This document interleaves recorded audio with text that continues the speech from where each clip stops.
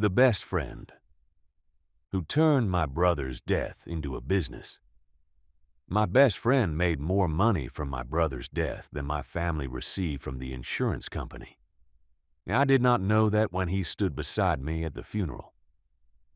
I did not know it when he carried my mother's folding chair across the cemetery because her knees were too weak to make it from the car to the grave. I did not know it when he wrapped one arm around my shoulders and whispered, "You don't have to carry this alone." At the time, I believed him. That was the worst part. My name is Daniel Mercer, and I was 45 years old when my younger brother Adam died. He was 41. People hear those ages and understand immediately that something went wrong. 41 is too young for the careful voices, the sympathy cards, the casseroles labeled with heating instructions, and the black suit you have not worn since the last person died too early. 41 should still be ordinary. It should be complaining about property taxes, arguing over which streaming service to cancel, promising to start exercising on Monday, calling your older brother because the water heater is making a sound that might be normal, but probably is not. Adam was supposed to have more ordinary years. Instead, he died on the side of a mountain during a charity endurance race he had spent 9 months training to finish. The race was called Summit for Hope. That name became difficult to hear afterward. Adam had signed up to raise money for families dealing with childhood leukemia. Our father had died from cancer when Adam and I were teenagers. And every few years, Adam became determined to transform old pain into something useful. This time, he chose a 30-mile mountain course. Adam was not built for mountain races. He was built for diner breakfasts and hardware stores. He was 5'10", broad through the shoulders, and carried an extra 15 pounds he blamed on stress even during years when his life was calm. But once Adam decided to do something, reason became background noise. He bought trail shoes, tracked his miles, stopped drinking beer during the week, sent me screenshots from his training app before sunrise. I responded with the encouragement expected of an older brother. "Good pace. Nice work. You know cars exist, right?" He usually replied with insults about my age, even though I was only 4 years older. My best friend, Lucas Grant, trained with him. That mattered later. Lucas had been my closest friend since we were 16. We met during summer football practice after he threw up beside me, during wind sprints, and said, "If you tell anyone, I'll kill you." I told everyone. He retaliated by convincing a girl I liked that I collected porcelain dolls. We had been friends ever since. Lucas was the kind of man people remembered. Tall, silver beginning at his temples. A voice that carried easily across a room without sounding loud. He could tell a story about buying tires and make it feel like an adventure. He remembered names. He shook hands with both hands. He looked people directly in the eyes and made them feel, at least briefly, as though nothing else required his attention. I had spent most of my life standing half a step outside his light. That did not bother me. At least I did not think it did. I was quieter, more cautious. I worked as an insurance claims supervisor, a job that taught me suspicion without teaching me charisma. I noticed inconsistencies, dates, numbers, words people used when they wanted a fact to become less solid. Lucas noticed people. That was why we worked as friends. I knew when something did not add up. He knew how to make a difficult truth easier to hear. When my marriage ended, Lucas was the one who came over with a bottle of whiskey and 2 cardboard boxes. "Drink or pack," he said. "You can do both, but eventually one of them has to become productive." When his construction company nearly failed, I spent 3 weekends helping him untangle invoices and insurance claims. When my daughter, Emily, was born, he waited outside the delivery room with my parents and cried harder than I did. When his first engagement ended, He slept on my sofa for 2 weeks and ate every piece of food in my house, while insisting heartbreak had increased his metabolism.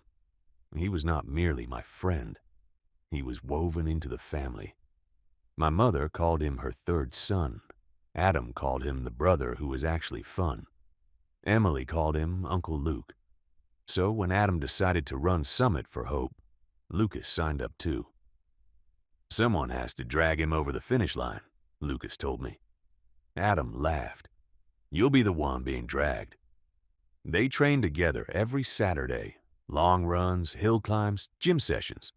Cold mornings when sensible men remained indoors. I joined them. Twice. The first time, my knees hurt for 4 days. The second time, I developed enough wisdom not to return. Lucas began posting about the training. At first, the posts were ordinary. 2 middle-aged men sweating beside a trail sign, mud-covered shoes. A photograph of Adam lying on the ground with the caption, "Training is going great." Athlete may be deceased. People followed their progress, donated to Adam's fundraising page, cheered them on. Adam loved it. He had always wanted an audience more than he admitted. Not fame, witnesses. There is a difference. Fame wants strangers. Witnesses are people who can confirm you did not waste your effort. By race week, Adam had raised nearly $18,000 for the leukemia charity. He called me the night before he left. "Mom still thinks I'm gonna die," he said. Our mother worried professionally. Since our father's death, she had treated every headache as a possible neurological event and every unanswered phone call as evidence of a roadside emergency. "She thinks I'm gonna die when I go to the grocery store," I said. "This is different. She printed the course elevation. That is different." She highlighted dangerous sections. "How many?" "All of them." I laughed. Adam was quiet for a second. Then he said, "You'll come to the finish, right?" The race was 3 hours away. I had planned to. Emily had a soccer tournament that weekend, but her mother and I had already worked out the schedule. "Yes." "Promise?" "You're 41. Stop asking for promises like you're 8. Say it." "I promise." "Good." Then, more quietly, "It matters." I heard something in his voice. Nerves, perhaps, or exhaustion. I almost asked whether he wanted to back out. Instead, I said, "You'll finish." Those were the last words I ever said to him. Not "I love you." Not "be careful." "You'll finish." For a long time, I hated those words. They felt like an order he had died trying to obey. The race began at 6 on Saturday morning. Lucas and Adam sent a photograph from the starting area. Headlamps glowing. Race numbers pinned to their jackets. Both smiling. Adam looked thinner than usual. Proud. Alive. I drove Emily to her first soccer game, watched half, then left for the mountain. Her mother would bring her later if timing worked. The race website included live tracking. Adam moved steadily through the first checkpoints. Mile 7, Mile 12, Mile 17. Lucas was near him most of the time. At Mile 21, Adam's tracker stopped updating. I noticed while waiting at a gas station 40 minutes from the finish. I refreshed the page. Nothing. Lucas's tracker moved ahead. At first, I assumed the signal had dropped. Mountain terrain. Poor reception. Technical problems. Then Lucas's marker stopped too. I called him. No answer. I called Adam. Straight to voicemail. A cold feeling entered my stomach. Not panic yet. Recognition. The early internal alarm that something has moved outside ordinary explanation. I called the race information number. Busy. Called again. Busy. By the time I reached the finish area, emergency vehicles were moving toward the access road. There were people everywhere. Runners, volunteers, families holding signs, music playing too loudly beneath an announcer's voice. I parked badly and walked toward the medical tent. A volunteer stopped me. "Sir, you can't go through there. My brother is on the course. Most runners are still." His tracker stopped. The volunteer began giving me the standard reassurance people use when they do not yet know enough to be afraid. Trackers fail. There are dead zones. Aid stations report manually. Then someone called Lucas's name behind me. I turned. He was coming down the trail in the passenger seat of an emergency utility vehicle. His face was gray. There was blood on one knee and dirt across his jacket. He saw me. The expression on his face told me before anyone spoke. I ran toward him. "Where is Adam?" Lucas stepped down too quickly and stumbled. I grabbed his arm. "Where is he?" His mouth moved. No sound came. Then he said, "They're working on him." The ground seemed to tilt beneath me. "What happened?" "He collapsed." "Where?" "Past 21, on the ridge." "Is he conscious?" Lucas looked away. "Luke, they're working on him." He kept repeating the same sentence. "They're working on him." The kind of sentence that sounds like hope until you understand it is being used because the truth is not ready. A race official came over, then a medic. They moved me into a smaller tent away from the finish line noise. I remember the red fabric walls, a folding chair, a cooler with bottled water, Lucas sitting across from me with both elbows on his knees and his hands clasped behind his neck. The medic explained that Adam had experienced cardiac arrest on the course. Runners nearby began CPR. Lucas stayed with him. Medical teams reached them. They attempted resuscitation. They transported him to the nearest hospital. The medic said the word critical. I said, "Then why are we sitting here?" We drove. Lucas came with me. He tried to explain on the way. Adam had slowed, complained of pressure in his chest, said it was probably indigestion from an energy gel. Lucas told him to stop. Adam refused. They walked. Then Adam fell. "He was talking," Lucas said from the passenger seat. "Dan, he was talking and then he pressed both hands over his face. I gripped the steering wheel. Did he know? I don't know. Was he scared?" Lucas did not answer. I looked at him. Was he scared? "Yes," he whispered. That answer broke something open inside me. My brother had been scared, on the side of a mountain. And I had been standing in a gas station refreshing a tracker. At the hospital, a doctor met us in a private room. Again, the seated doctor. The careful voice. The language designed to carry facts that could not be softened enough. Adam was dead. They had worked on him for nearly an hour. The likely cause was a previously undiagnosed heart condition triggered by exertion. More tests would follow, but he was dead. Lucas made a sound beside me. I did not. Not then. I asked questions. What time? Where were his belongings? Who had contacted our mother? Had anyone called his ex-wife? What about his son? Adam had a 12-year-old boy named Ethan. His mother, Natalie, had primary custody, but Adam loved that child with a kind of joyful desperation. He never ended a phone call without saying, "Love you, kid," even when Ethan was angry, distracted, or too embarrassed to answer. The doctor spoke. Lucas cried. I made a list. That is what I do when the world becomes impossible. I turn it into tasks. My mother arrived 2 hours later. Natalie brought Ethan. I will never forget the sound my mother made when I told her. A low animal sound. Not a scream. Something older. She struck my chest once with the flat of her hand and said, "You promised he'd finish." I know she did not mean it. I know grief chose the nearest sentence and used it as a weapon. Still, it entered me. You promised. I held her while she collapsed. Lucas held both of us. That photograph appeared online the following day. I didn't know anyone had taken it. The three of us in the hospital corridor. My mother between us. Lucas's arm around her. My face turned away. The caption was his. Yesterday, I watched my brother in every way that matters leave this world doing something brave. Adam Mercer collapsed during Summit for Hope after raising nearly $18,000 for families facing childhood cancer.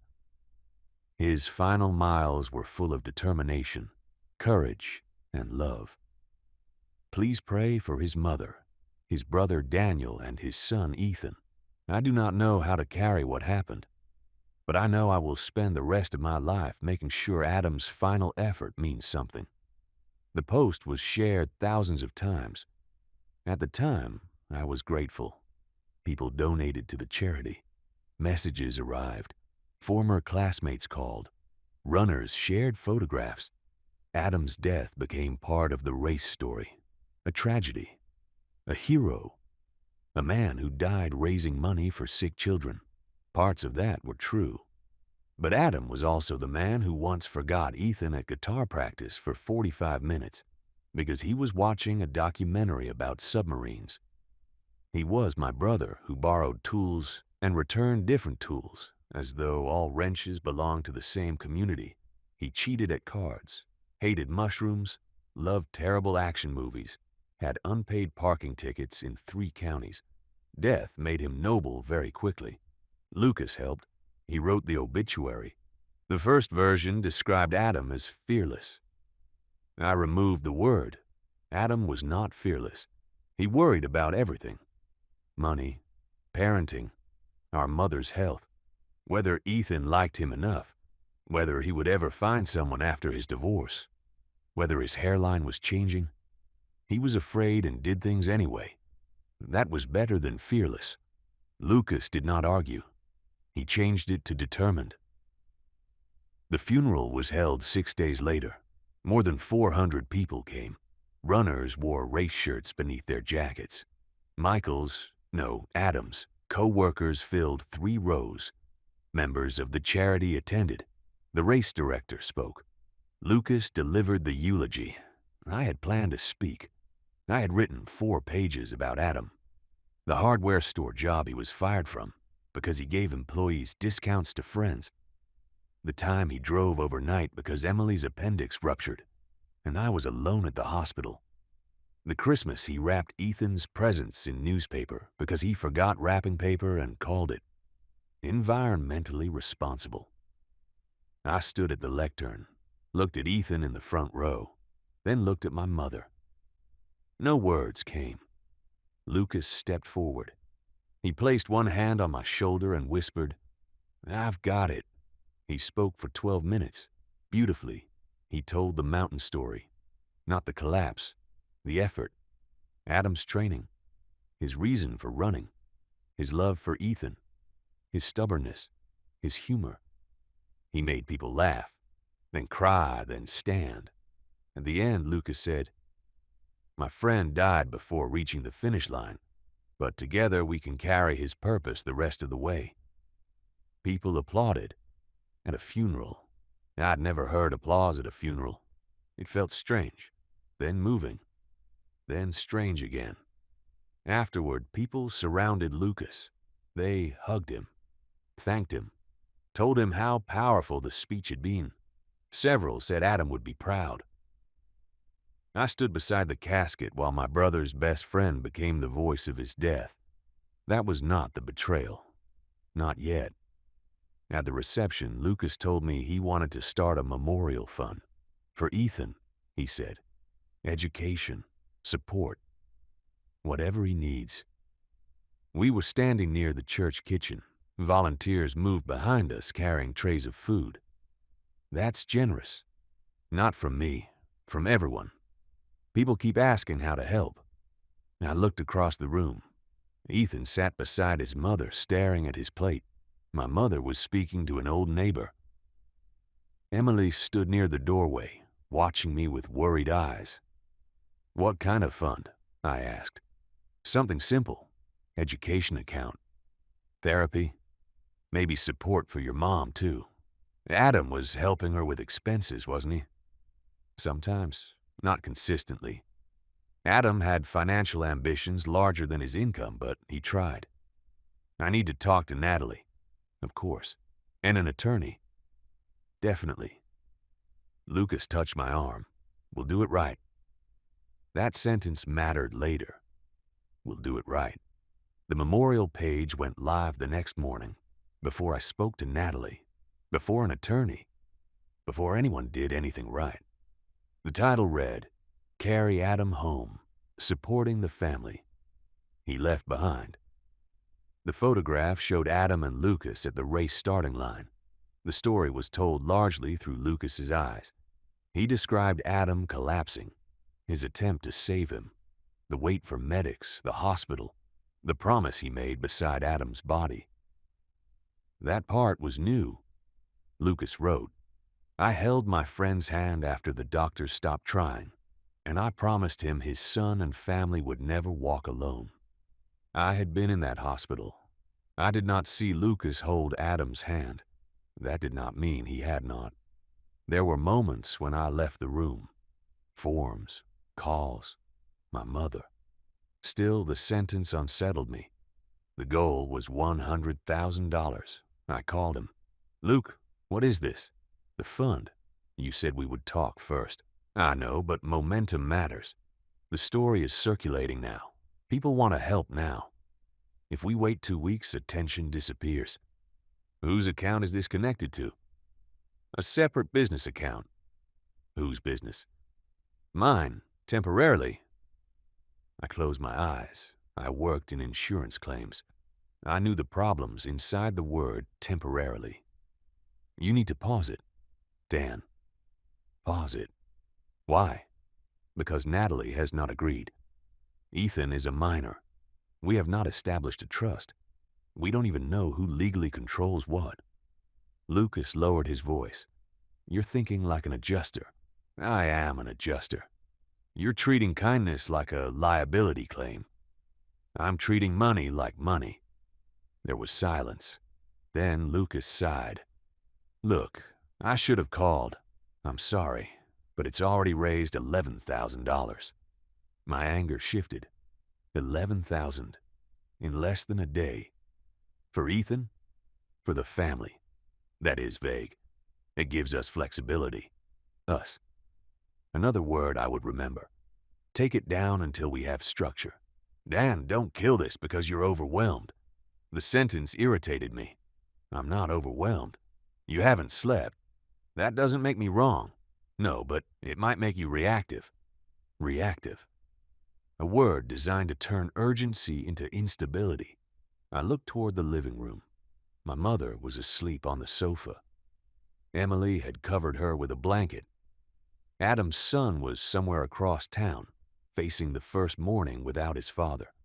Pause it, I said. Lucas was quiet. Then he said, let me talk to the platform. There may be issues once donations are active. Call me after. I will. He did not call. Instead, he came to the house that evening carrying groceries and 2 large envelopes. My mother hugged him. Emily did too. He put food away like someone who knew the kitchen. Then he sat with me at the table.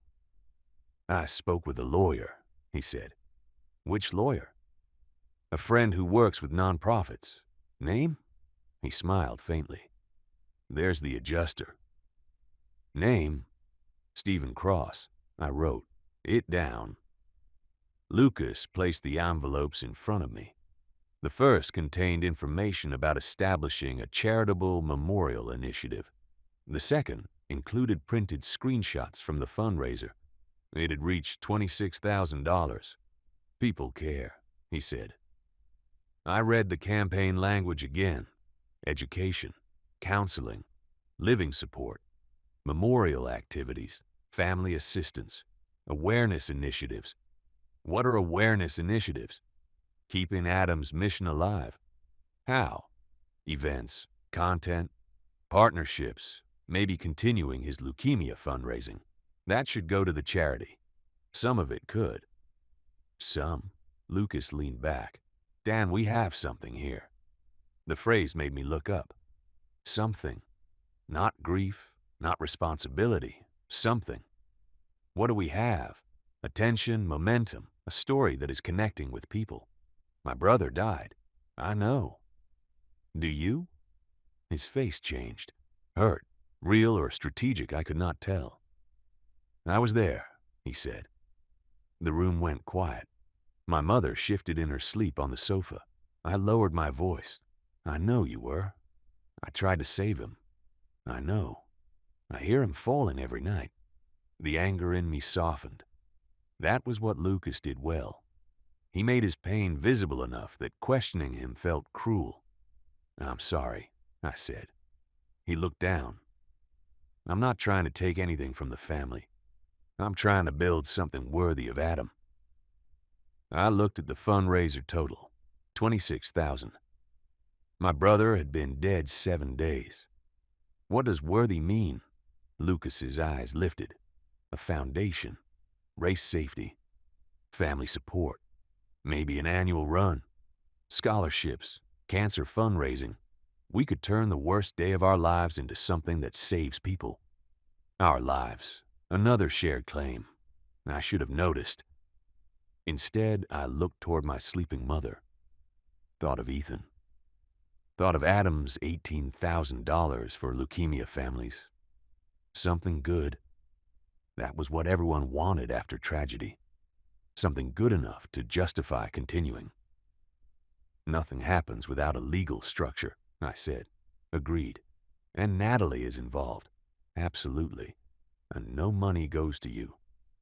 Lucas paused, only briefly, but I saw it. What do you mean? No organizer fee, no salary, no expenses without approval. Dan, of course, there will be legitimate costs. Approved costs? Yes, in writing. He smiled. You really are an adjuster. Yes. He held out his hand across the table. We'll do it right. I shook it. That was my first mistake, not the handshake. Believing that saying the right sentence meant we had agreed on the same thing. Over the next 2 weeks, Lucas became the public face of Carry Adam Home. There was no vote, no announcement. It simply happened. He had witnessed the collapse, delivered the eulogy, created the fundraiser. People wanted to hear from him. A local news station interviewed us both, or planned to. When the reporter arrived at my mother's house, Lucas met her in the driveway. By the time I came outside, the camera was already positioned, and Lucas was telling the story. I stood beside him. The reporter asked how Adam's death had affected the family. I began to answer. Lucas touched my shoulder. Daniel is caring more than anyone should, he said. Right now, my role is to protect the family while we build a future for Adam's son. The reporter turned toward him. My answer disappeared. The segment aired that evening. Lucas appeared for 3 minutes.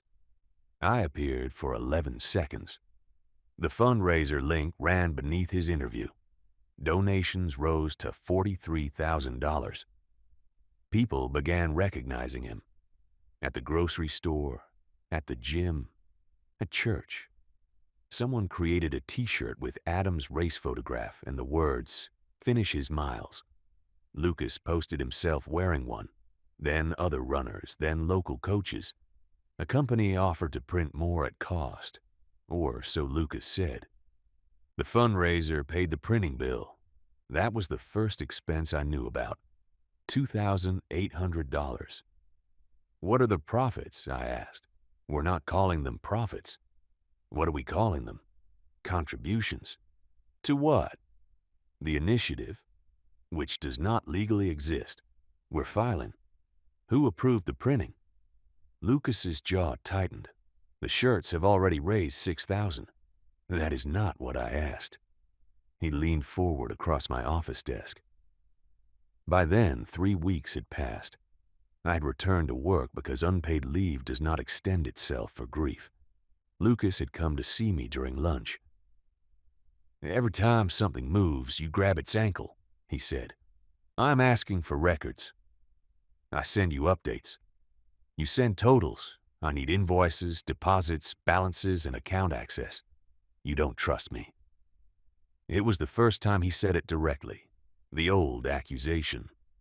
After nearly 30 years of friendship, it did what he intended. It made the conversation personal. This is not about trust. It's entirely about trust. It's about controls. Same thing. No, it isn't. Lucas shook his head.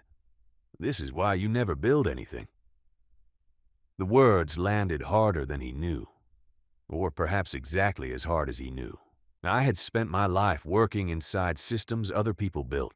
Insurance, marriage, mortgage, parenthood. I was reliable, useful, but not visionary. Lucas created things, companies, events, momentum. He knew I admired that. He also knew I feared being the kind of man who stopped every idea because he could see 10 ways it might fail. I am not trying to stop it, I said. You are making it impossible to move. Then, slow down. Attention doesn't slow down for grief. The phrase sounded polished, almost rehearsed. I looked at him. Where did you get that? What? That line. He looked away briefly. Nowhere. You've said it before? I may have posted something similar. Of course, every argument with Lucas eventually became content. He stood. I have a podcast interview at 2. About Adam. About the foundation. There is no foundation. There will be. Luke. He gathered the papers he had brought, then looked at me with disappointment. Not anger. Disappointment. It was always more effective. Your brother wanted his life to mean something. I stood too. His life meant something before you branded it. Lucas's face hardened. The room went quiet. Then he said, that was beneath you. He left. I sat alone in my office. For several minutes, I heard only the fluorescent lights and the muted conversation of my coworkers beyond the door. My phone buzzed. A notification. Lucas had posted a photograph of himself outside the podcast studio. Today we talk about what happens when grief becomes purpose, and why fear cannot be allowed to stop meaningful work. No names. No need. I was the fear. He was the purpose. My brother was the meaningful work. That afternoon, I called Natalie. Adam's former wife answered on the 3rd ring. She sounded tired. We had never been close. She believed our family excused Adam too easily. She was not entirely wrong. Adam was loving but inconsistent, generous but disorganized. He could make Ethan feel like the center of the universe on Saturday, then forget a school event on Tuesday. After the divorce, Natalie protected Ethan with structure. Adam resented her for it. I understood her more after he died. What has Lucas told you about the fund? I asked. There was a pause. That it's for Ethan and your mother. Have you received anything? No. Has he asked you for Ethan's trust information? No. Has he given you account access? No. The cold feeling returned. How much do you think it has raised? 20,000? I closed my eyes. It's over 43. Silence.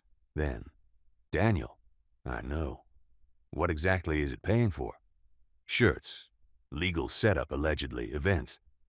Events? I'm trying to get records. Trying.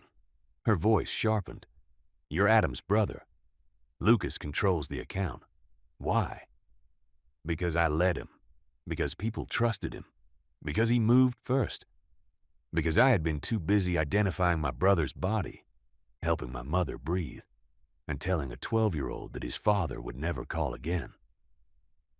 I'm fixing it, I said. Natalie exhaled. Ethan thinks that money is for college. My chest tightened. Who told him? Lucas. That was the moment concern became suspicion. Not proof, suspicion. Lucas had made a promise to Adam's son using money he did not control on terms no one had defined. When? After the funeral. He took Ethan aside and told him his dad had made sure he would be okay. I stood from my chair, though I had nowhere to go. Adam didn't create the fund. I know. Then Lucas had no right to say that. I know. There was something else in Natalie's voice. What aren't you telling me? She was quiet. Then Sid. Lucas asked me to sign something. My hand tightened around the phone. What?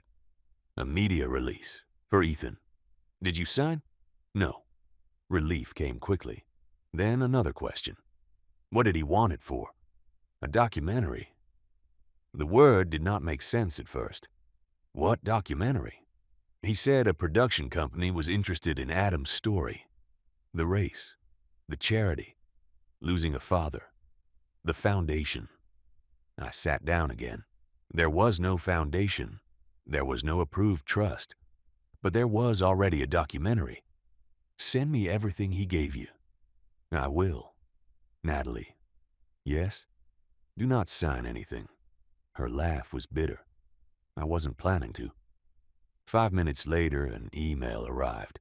Attached were 3 documents: media release, minor appearance consent, life story participation agreement. The proposed project title was Finish His Miles, One Man's Death, 1. Friend's promise and a family's journey forward. One friend's promise, not one brother's grief, not one son's loss, one friend's promise. Lucas was the story.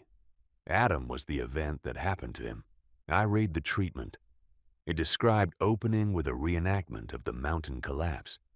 Then hospital footage, funeral footage, interviews with Lucas, training videos, a segment with my mother, a segment with Ethan, a difficult conversation with Daniel, Adam's cautious older brother, who struggles to understand Lucas's urgent need to turn grief into action. My vision blurred. Cautious older brother struggles to understand. I was not a person in the story. I was resistance, conflict, a man standing in the way of purpose. There were estimated production expenses, camera crew, editing, travel, brand development, legal, marketing. The memorial fund would serve as initial development financing. I read that sentence twice. Then, a third time. Donations intended for Adam's son and family were being used to finance a documentary about Lucas's promise. I called him. He did not answer. I called again. Voicemail. I texted, "Do not spend another dollar. Send full account records today." 3 dots appeared, then disappeared. A minute later, he replied, "You need to calm down before we discuss this." I stared at the message. Calm down. The phrase people use when facts arrive before their explanation. I typed, "You used memorial donations to develop a documentary without family approval." His response came quickly. "Nothing has been finalized. You created a treatment and sent releases to Natalie. Exploration is not commitment. How much has been spent? We can discuss this privately." How much? No response. I called the bank listed on one of the account documents. They would not speak to me. I was not an authorized account holder. My brother's name was on the fundraiser. My family was in the story. My nephew had been promised support, but legally I was no one. Lucas called that evening. I answered immediately. "What have you spent?" "Dan, I need you to listen." "No. Amount first." He sighed. "About 9,000 in total expenses." "For what?" "Formation, production development, merchandise, consulting, media." "Consulting?" "Yes." "Who?" "People who know how to build this properly." "Names." This is exactly why I did not involve you in every early conversation. The sentence stunned me. You didn't involve me because I asked questions. Because grief has made you rigid. There it was. The diagnosis. Where is the rest of the money? In the account. How much? Just under 30. That doesn't match the fundraiser total. Processing, shirt costs, reimbursements, commitments. Reimbursements to whom? He paused. To me, partly. The room seemed to narrow. How much did you reimburse yourself? Dan, how much? 5,000. For what? Lost work, travel, race expenses, funeral support, media coordination. I stood in my kitchen, one hand gripping the counter. Funeral support. He had charged the fund for attending my brother's funeral. You paid yourself from Adam's memorial money. I reimbursed documented expenses. Did donors know? The campaign permits family and memorial support. You are not family. The words came out harder than intended. Silence. Lucas's voice changed. I've been family for 30 years. Then you should not need to say it when money is involved. He inhaled sharply. I was there when he died. I know. You weren't. The sentence went through me. Cleanly. He knew exactly where to place it. I saw the gas station, the frozen tracker, Lucas on the emergency vehicle, Adam afraid on the mountain. I closed my eyes. Lucas continued more softly. I held him. I did CPR until the medics came. I watched his face change. You do not get to tell me this grief is not mine. My anger weakened beneath guilt. That was the pattern. Fact. Confrontation. His pain. My apology. Not this time. Your grief may be yours, I said. The donations are not. He went silent. I continued. Tomorrow morning, I want complete statements, receipts, contracts, invoices, and the account login. You are not entitled to the login. The campaign says the family. I am the organizer. You are holding money raised using my brother's death. I am building the thing he would have wanted. You do not know what he would have wanted. I knew him too. Then you know he hated documentaries. That almost made him laugh. He hated being filmed because he thought he looked fat. He would not want Ethan turned into a storyline. No one is forcing Ethan. You sent a release to his mother before telling me. You are not Ethan's parent. The sentence was factually true. It also revealed something. Lucas no longer saw me as part of the authority structure, only an obstacle outside it. I want the account frozen, I said. His voice went cold. You don't have that power. We'll see. He hung up. For a moment, I stood in the silent kitchen. Then I called a lawyer. Not Lucas's nonprofit friend. An attorney named Priya Shah, recommended by someone in my claims department. She specialized in fraud, nonprofit governance, and charitable fundraising disputes. Her assistant offered a meeting 2 days later. That's too late, I said. There was a pause. What is the urgency? Money is being removed from a memorial fundraiser. Do you have documentation? Yes. Can you come at 8 tomorrow? Yes. I spent the night gathering evidence, screenshots, campaign language, donation totals, texts, the documentary treatment, the expense language, Lucas's posts, the message saying I needed to calm down. At 2 in the morning, I found something else. A new website, finishhismiles.org. The homepage opened with drone footage of a mountain ridge. Then Adam's race photograph faded onto the screen. A voice began speaking. Lucas's. When my best friend died in my arms, I made him a promise. I stopped the video. My brother had not died in his arms, not according to the race report. Adam had been on the ground receiving CPR from multiple people when medical staff arrived. Lucas was there. He helped. He was traumatized, but died in my arms was cleaner, more powerful, more valuable. I scrolled. There were donation buttons, merchandise, speaking inquiries, a mailing list, a section titled Book Lucas. Book Lucas. My brother's face was above a button that allowed people to hire my best friend to speak.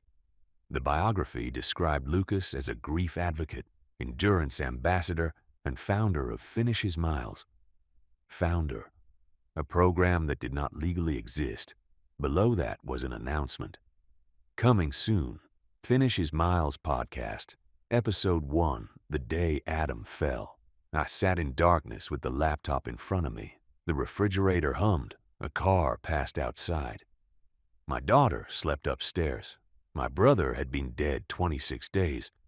And Lucas had built a brand. Not a memorial, not a fund. A brand. His face, his voice, his promise.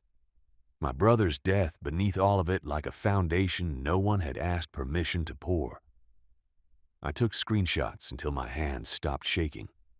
Then I opened the fundraiser page. The total had increased again. $58,732. The campaign description had changed. A new paragraph read, "Funds will support Adam's family, his son's future, and the development of Finish His Miles programs, media, education, and awareness initiatives inspired by Adam's final journey." He had added media, after donations were already made, after people believed the money was going to Ethan. The betrayal was no longer something I feared. It was documented. At 7:30 the next morning, Lucas posted a video. He stood on a trail wearing Adam's race jacket, my brother's jacket. I recognized the tear near the shoulder. The jacket had been in the belongings returned by the hospital. I had given the bag to Lucas temporarily because he said he wanted to wash the mud from Adam's shoes before returning them to my mother. He had kept the jacket. In the video, Lucas looked into the camera. Today I wear my brother's jacket as a reminder that grief asks us to choose. We can become frozen by fear, or we can keep moving. My phone rang. It was my mother. Her voice shook. "Why is Lucas wearing Adam's clothes?" I closed my eyes. "I don't know." "Did you give those to him?" "No. He said Adam would want him to have the jacket." "Adam never said that." "I want it back." "I'll get it." She began crying. "I want my son's jacket." "I know. No, Danny, I want it back today." Danny. She'd not called me that in years. Not since my father died and I became the man in the family everyone expected to remain steady. "I'll get it," I repeated. After we hung up, I watched the video again. Not all of it. Just enough to see the comments. "You are carrying him with you. So powerful. His mission lives through you. Where can I donate?" Lucas had pinned the link. I saved everything. Then I drove to the attorney's office. For 26 days, I had treated Lucas like a grieving friend who was moving too fast. That morning, I stopped. He was not confused. He was not merely inspired. He had taken money meant for my nephew. He had taken my brother's story. He had taken Adam's clothes. And because he had been the last friend beside him on the mountain, he believed he had also inherited the right to become the hero of his death. Priya Shah's office was on the 5th floor of a glass building that looked too modern for the kind of conversation I was about to have.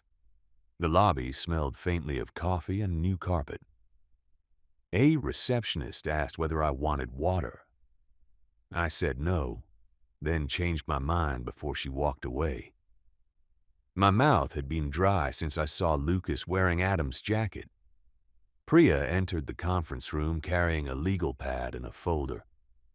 She was in her early 50s, perhaps, with dark hair streaked with gray, and the calm expression of someone who had watched enough people lie to stop being impressed by performance. She shook my hand. "Mr. Mercer." "Daniel." "Priya."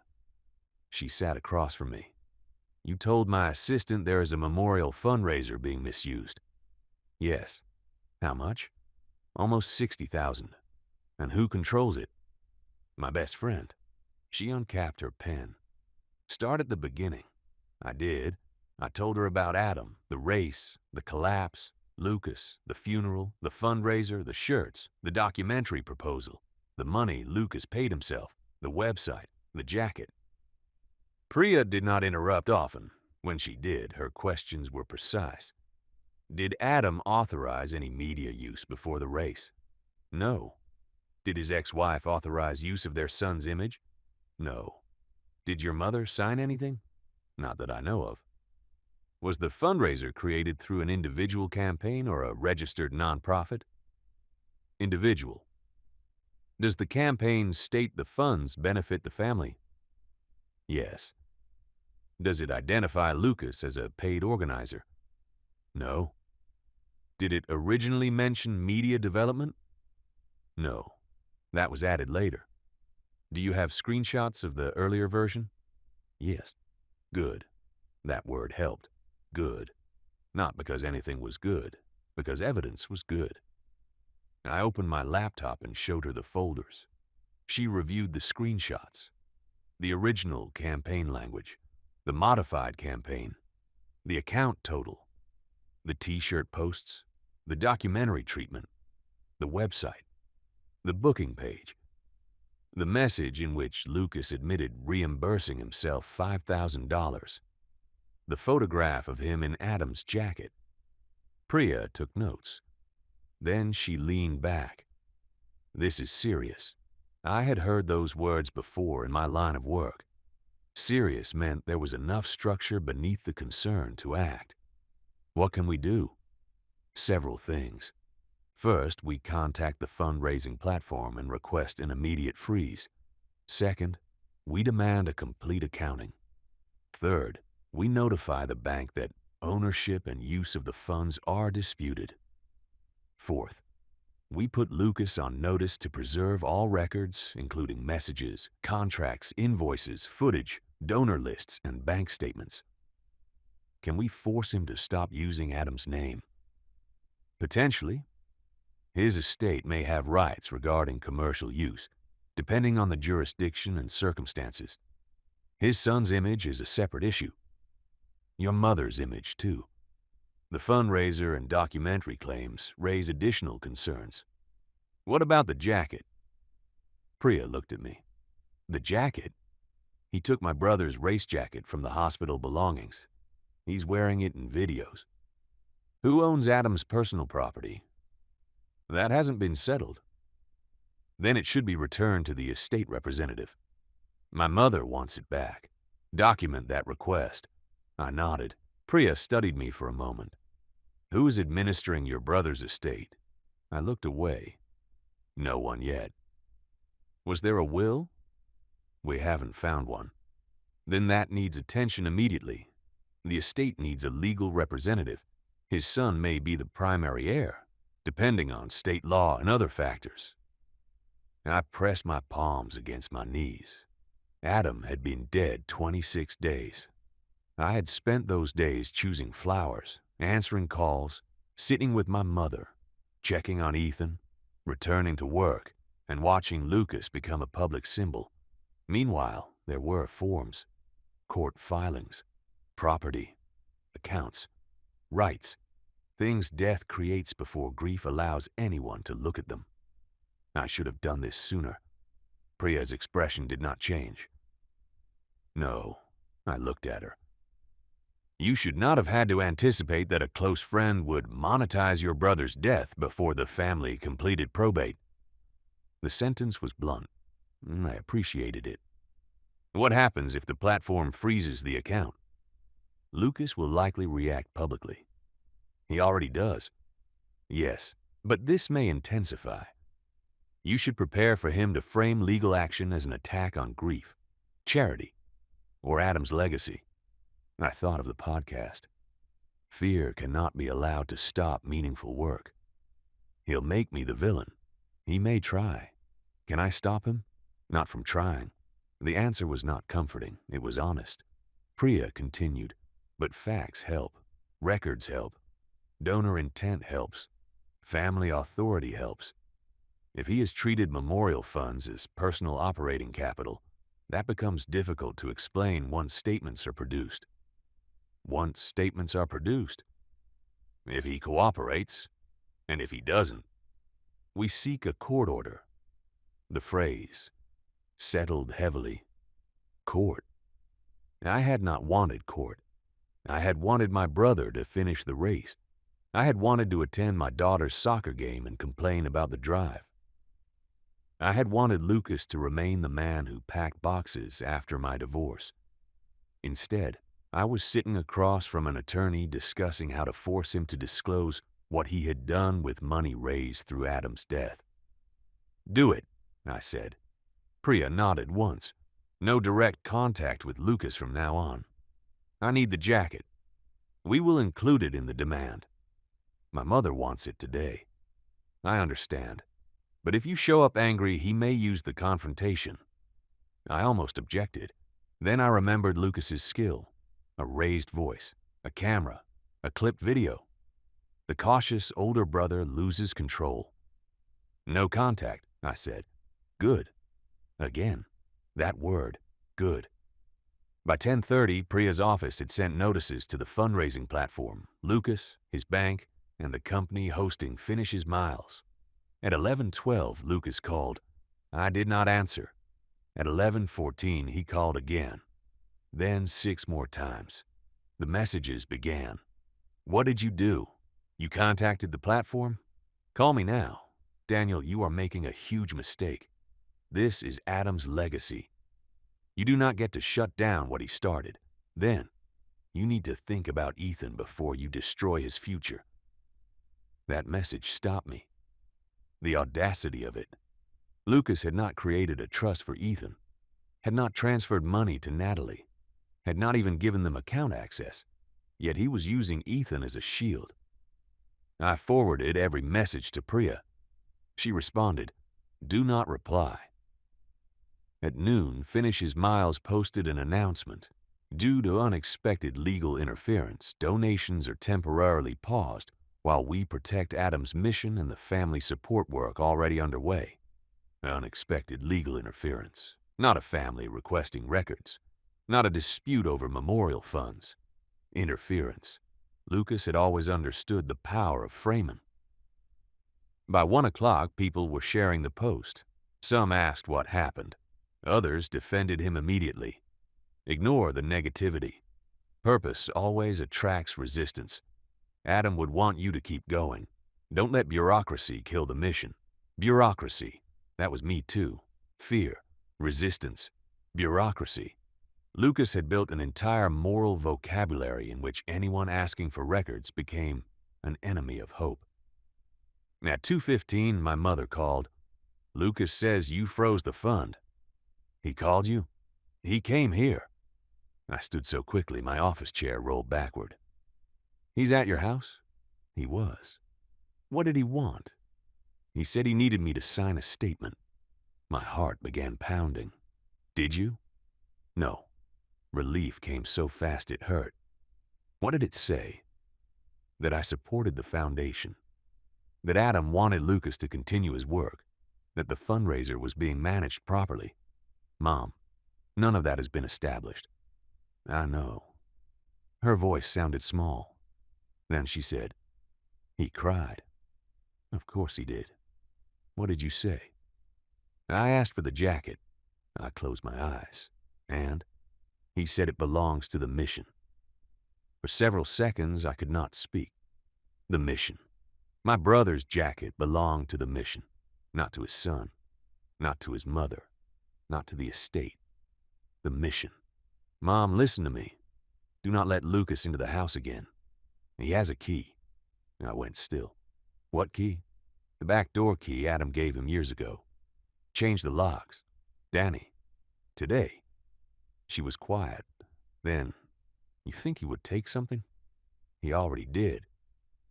The words came out harder than intended. My mother began crying. I softened my voice. "I'll call someone to change them." "I don't want to believe this." "I know. Your father loved him." "I know. Adam loved him." "I know. And you." That one hurt differently. "Yes." "What happened to him?" The question nearly undid me. Not what did he do, what happened to him? As if Lucas had once been one man and become another under the pressure of opportunity. I did not have an answer. "I don't know." The locksmith came that afternoon. Lucas posted a video that evening. He sat in a dim room with a photograph of Adam behind him. My brother's race bib was framed on the wall. I had not known he had that either. Lucas looked exhausted, unshaven, eyes red. "Today has been difficult," he began. I watched from my kitchen while Emily sat across from me doing homework, though neither of us was pretending she could not hear. Lucas continued, "When someone dies suddenly, grief can create fear. It can create control. It can make people suspicious of anything they did not initiate themselves." Emily looked up. "Is he talking about you?" "Yes." She closed her notebook. Lucas said, "I will not attack Adam's family. I love them. I understand they are in pain. But I also cannot abandon a promise made on a mountain simply because someone is uncomfortable with how quickly hope has grown." Emily's face tightened. "He's lying. He's shaping. What's the difference? Sometimes only how much proof you have." She looked back at the screen. Lucas placed one hand against his chest. Finish's Miles has always existed to support Adam's son, his mother, and the causes he loved. Every expense has served that purpose. Every decision has been made with care. Every expense. A useful phrase. Not every dollar, not every reimbursement. Every expense has served that purpose. He ended by asking viewers not to harass the family. That gave people permission to do exactly that, while allowing him to claim innocence. The messages started within an hour. Most were not openly hostile. They were worse. Concerned. "Are you sure this is what Adam would want? Lucas was with him at the end. Maybe trust that. Please don't let grief destroy something beautiful." Some came from strangers, others from people I knew. A former teammate wrote, "Dan, take a breath. Luke's heart is in the right place." I wanted to reply, "So was the money." Instead, I saved everything. Emily watched me take screenshots. "Why aren't you answering?" "Because anything I say becomes material. That's not fair." "No." "Can I answer?" "No." "I would be good at it." "I know." That almost made her smile. She was 16 and had inherited her mother's directness and my habit of documenting things. A dangerous combination. "Dad," she said, "did Uncle Luke really see Adam die?" "Yes." "Does that make what he says more important?" The question was sincere. I considered it. It makes his experience important. "But not the money." "No." "Or the jacket?" "No." She nodded. Then she said, "He keeps saying promise." "Yes." "Did Adam ask him to do any of this?" "No one has shown proof that he did." "So the promise is to himself." I looked at her. Children sometimes reach the center of something adults circle for weeks. "Yes," I said. "I think it is." The next morning, the fundraising platform suspended the campaign. The total at suspension was $61,389. The public page displayed a review notice. Lucas's website remained active, but the donation button stopped working. His speaking page disappeared 2 hours later. At 10, Priya called. The platform froze the remaining balance. "How much?" "They are still confirming. Preliminary figure is $37,000 and change." I sat down. If the total was $61,000 and only 37 remained, then nearly 24,000 had already left. Lucas had admitted 9,000 in expenses, 5,000 paid to himself. That still left questions. "How soon can we see withdrawals?" "They are requesting records from Lucas. We will also seek them directly through legal process if necessary." "Can he move anything now?" "Not from the platform. The bank account is another issue. We sent notice, but the bank may require a court order." "Has he responded?" "Through counsel. Already. He retained an attorney this morning." That did not surprise me. Still, hearing it made the conflict feel official. "What did they say?" That Lucas is the lawful organizer, that the campaign permits broad memorial and family support purposes, and that expenses were legitimate and necessary. Necessary for what? His attorney uses the phrase public education and legacy development. Legacy development. A polished term for using my brother's death to create a media company. Priya continued, they also claim you lack standing because you are not the estate representative. What does that mean? It means we need someone appointed immediately. Me? Possibly. Your mother may have priority depending on state law, but she can nominate or decline. Ethan's interests matter. Natalie may need separate representation regarding funds promised for him. The family was becoming a legal diagram. Mother, brother, son, former wife, estate, beneficiary, organizer. I hated it. But Lucas had counted on the confusion. He moved faster than grief, and by the time we looked up, his hand was on every door. I'll file, I said. Priya explained the process, forms, death certificate, asset estimates, heirs, court appointment, notice. I took notes. For the second time since Adam died, I turned unbearable facts into tasks. That afternoon, Natalie came to my house. She brought the documentary papers, printed emails, and a folder of messages from Lucas. Ethan did not come. He doesn't know all of this, she said. What does he know? That there's a disagreement about the fund. Does he think the money is his? Natalie looked tired. He thinks part of it is for college because Lucas told him it was. I rubbed a hand over my face. I'm sorry. You didn't tell him.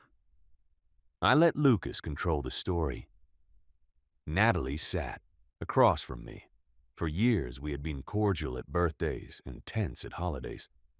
Adam's divorce had placed everyone into camps no one admitted existed. Now we were on the same side because Lucas had overreached far enough to remove ambiguity. He also told Ethan he could be in the documentary if he wanted, she said. He's 12. I know. What did Ethan say? He said maybe because Lucas told him it would help people remember his dad.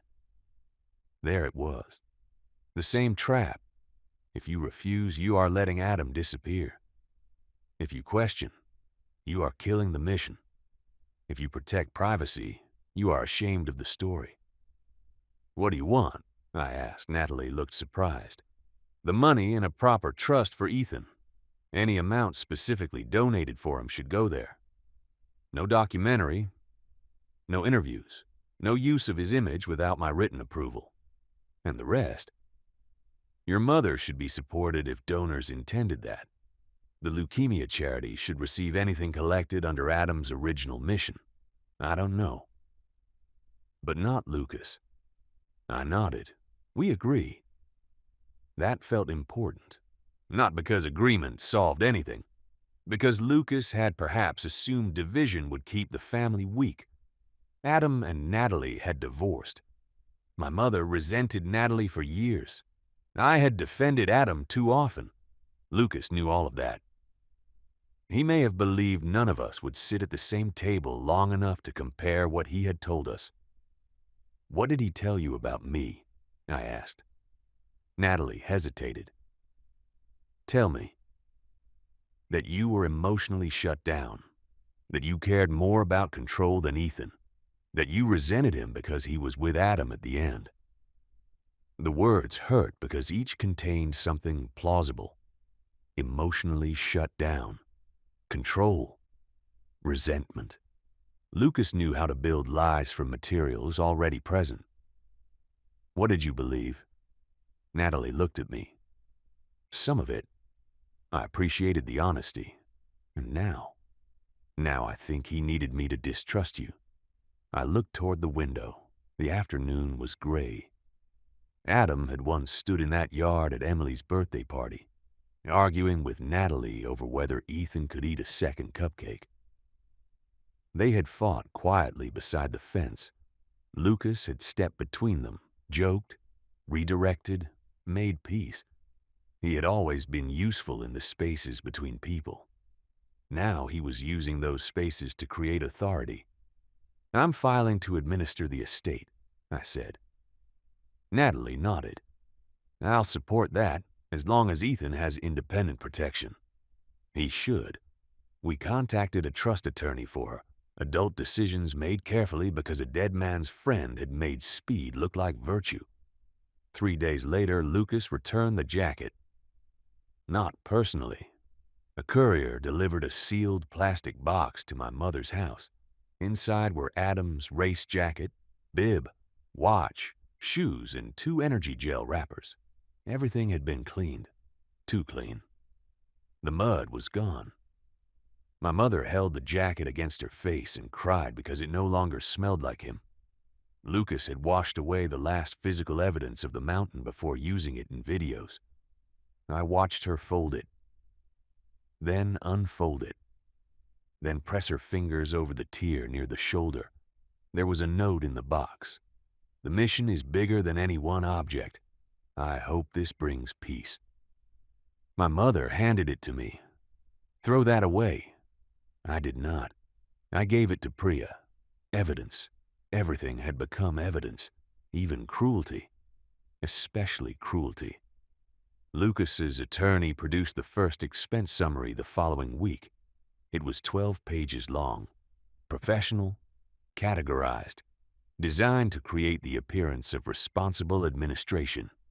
Fundraising platform fees, legal consultation, website development, video production, graphic design, t-shirt printing, travel, lodging, race registration, counseling, public relations, community outreach, organizer reimbursement, equipment, meals. The total was $22,406. My eyes stopped at counseling. "Whose counseling?" I asked Priya. "Lucas's. He used memorial donations to pay for therapy." "That is what the records claim." I looked at organizer reimbursement, $5,000, then lodging, $2,400. Where did he stay? "A hotel near the mountain and later a retreat center." "A retreat?" Priya turned the page. 3-day strategic development session. I laughed once. The same sharp laugh that arrives when anger has nowhere dignified to go. He went on retreat to plan a business about my brother's death. That appears to be the claim. The video production expenses included a camera, 2 microphones, editing software, drone footage, and a deposit to a filmmaker. The website expenses included branding photographs of Lucas. My brother's fundraiser had paid for Lucas to be professionally photographed as a grief advocate. My hands began to tremble. Priya waited. "Can he call all of that an expense?" "He can call it anything. The question is whether donors authorized it, whether the campaign disclosed it, and whether he had the right to treat funds as development capital, which he did not. That will be our position." "What is his position?" "That Adam intended to build a movement and Lucas is continuing that intent." "Based on what?" Priya picked up another document, a note. My stomach tightened. "What note?" She handed me a copy. It was a text message screenshot from Adam to Lucas, sent 2 weeks before the race. "If this thing kills me, make sure you turn it into a Netflix series and at least make me look thin." I stared at it. Then I laughed, not because it was funny now, because I knew exactly how Adam wrote. The joke was real. The meaning was not. Lucas's attorney had included it as evidence of intent. "He's using this?" "Yes." Adam was joking. I agree. "He joked about dying all the time during training." "Do you have examples?" I did. Group texts. "If I don't survive hill repeats, delete my browser history. Tell Mom I died handsome. If I collapse, pause my watch before calling 911. Dozens. Adam used jokes to manage fear. Lucas had taken one and turned it into authorization. I forwarded every example. Context, another word that had become sacred. The probate court appointed me temporary administrator of Adam's estate 2 weeks later. My mother declined the role. Natalie consented on Ethan's behalf through her attorney. For the first time, I had legal standing to demand what grief had not automatically granted. Priya filed for an injunction, no further use of Adam's name, image, personal belongings, or story, for fundraising, commercial media, or speaking engagements without estate approval. No transfer of remaining funds, no destruction of records, no new contracts. Lucas responded publicly before the hearing. He posted a written statement titled, "When Grief Becomes Control." He said he had been silenced by people more concerned with ownership than impact. He said his trauma from attempting to save Adam had been dismissed because he was only a friend. He said families sometimes become territorial after death and exclude the people who witnessed the final moments.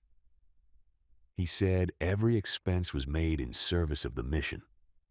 Then he wrote, "I will not apologize for refusing to let Adam's death become a private tragedy when it can still become public good." That sentence went further than anything before it. Private tragedy. As if privacy were selfish. As if Adam's family owed the world access because people had donated. As if Lucas had rescued the death from smallness. I read the statement at my kitchen table. Emily stood behind me. "He thinks private means meaningless," she said. Yes.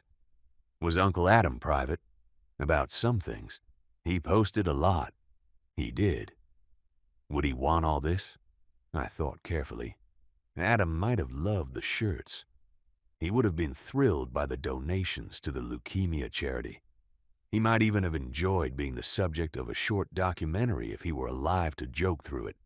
But he would not have wanted Ethan pressured. He would not have wanted our mother's grief filmed. He would not have wanted Lucas taking money meant for his son. He would have wanted to choose, I said. Emily nodded. That's the part Lucas took. Again, she found the center. The hearing took place on a Thursday morning. I wore the same suit I had worn to Adam's funeral. That felt wrong, but buying a new one felt worse. Lucas sat across the courtroom with his attorney. He looked thinner, tired. There was no camera, no soft light, no photograph of Adam behind him, just a man at a table. For a moment, I saw my friend, the boy vomiting beside me at football practice, the man packing boxes after my divorce, the uncle holding Emily as a baby. Then he looked at me. His expression closed. The friend disappeared behind the organizer. The judge reviewed documents, asked questions. Who authorized changes to campaign language? Lucas. Who approved reimbursements? Lucas. Who owned the bank account? Lucas. Who selected vendors? Lucas. Who authorized media development? Lucas. Who held contracts? Lucas. Again and again his name answered. When asked whether any family member had signed a governance agreement, Lucas's attorney said no formal structure had yet been completed due to the rapid growth of the initiative. Rapid growth. Another way to say accountability had not kept pace with opportunity. Priya presented the original campaign screenshots. The promise of family support. Ethan's future. My mother. No mention of salary. No mention of website development. No documentary, no speaking business. Then the revised language, added later, media, education, awareness, the judge. Asked Lucas directly, "Did you notify existing donors that the use of funds had changed?" Lucas stood. "No, Your Honor. I believe the expanded language reflected the original intent." "Whose original intent?" Lucas hesitated. "Adam's." "Did Mr. Mercer authorize you in writing to create a media initiative?" "No." "Did he authorize you orally?" Lucas looked toward me, then said, "We discussed continuing his mission." My pulse quickened. "When?" the judge asked. "During training." "Specific conversation?" Lucas paused. "He joked about making a documentary if something happened." The judge looked at the text. "This?" "Yes." A long silence. The judge removed his glasses. This appears to be a joke about dying during a race. Lucas's face reddened. It reflected his personality and his desire for impact. Mr. Grant, personality is not a contract. The sentence entered the courtroom quietly. It changed something. Not legally yet. Emotionally. Lucas had spent weeks turning sentiment into authority. The judge refused. The temporary injunction was granted. The remaining funds would remain frozen. Lucas could not use Adam's name, image, race materials, or story in commercial promotion without written estate approval. He had to surrender campaign records and vendor contracts within 10 days.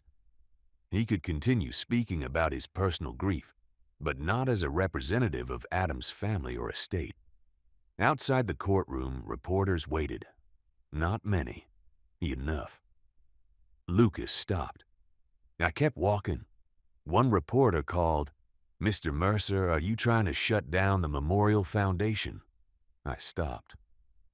Priya touched my arm. My choice. I turned. "There is no Memorial Foundation," I said. "There is a fundraiser controlled by one individual. My family is asking for an accounting and for donations to be used as donors were promised." Another reporter asked, "Do you believe Mr. Grant exploited your brother's death?" I looked at Lucas. He stood several feet away. Our eyes met. For nearly 30 years, I had known how his face changed before anger, before grief, before a joke. I knew that face.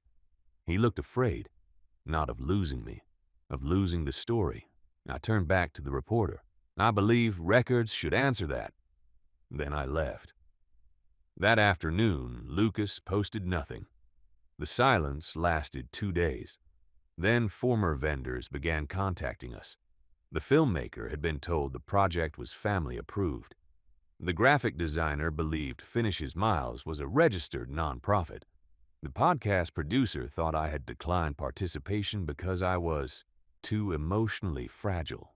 The retreat center had invoiced Lucas's construction company, not the fundraiser. But the fundraiser reimbursed him. The t-shirt printer had been promised future sponsorship revenue. Every person had received a slightly different version. None had received the whole truth. That was how Lucas worked.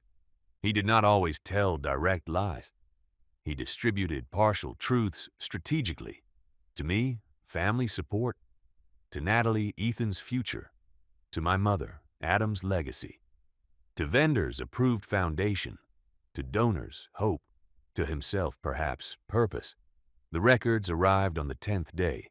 6 boxes, 3 digital drives, bank statements, receipts, contracts, messages. Priya's team began reviewing them. I did not. Not at first. I was afraid of finding the exact moment Lucas chose money over us. As if such a moment would be clearly marked. As if there would be a message saying, "Today I decided to exploit Adam." There was not.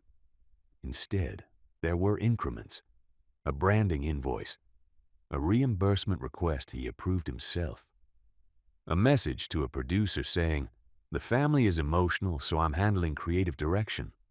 A note to a consultant. "Daniel is risk-averse. We may need to move before he understands the opportunity." That one hurt. Before he understands the opportunity. Not while I grieved. Not because speed mattered. Before I understood enough to stop him. Another message read, "Ethan is the emotional center, but Natalie may be difficult about permissions." Emotional center. My nephew. A child who had lost his father. Reduced to narrative value. There was more. A spreadsheet projecting revenue. Speaking fees. Podcast sponsorship. Merchandise. Documentary licensing. Annual races. Corporate grief workshops. 3-year estimated gross revenue. $1.2 million. I stared at the number. 1.2 million. My brother's death had become a growth forecast. Near the bottom was a line called Founder Compensation, Lucas Grant. Year 1, $85,000. Year 2, $120,000. Year 3, $160,000. I felt no anger at first, only emptiness. Then I found the date. The spreadsheet had been created 3 days after the funeral. 3 days. While my mother still woke crying. While Ethan still believed Adam might somehow walk into the house because death at 12 does not become real all at once. While sympathy cards covered my dining table, Lucas was projecting salary. I printed the page, not because Priya needed another copy, because I needed to hold the betrayal in my hands. That evening I drove to the mountain, alone. I had not returned since Adam died. The race route was closed for the season, but the lower trail remained open. I parked near the visitor center and walked as far as daylight allowed. The air was colder than I expected. Leaves moved across the path. I imagined Adam and Lucas running there, talking, joking, breathing hard. Maybe Lucas had truly tried to save him. I believed he had. That truth remained. He had stayed on the mountain, performed CPR, cried, carried trauma.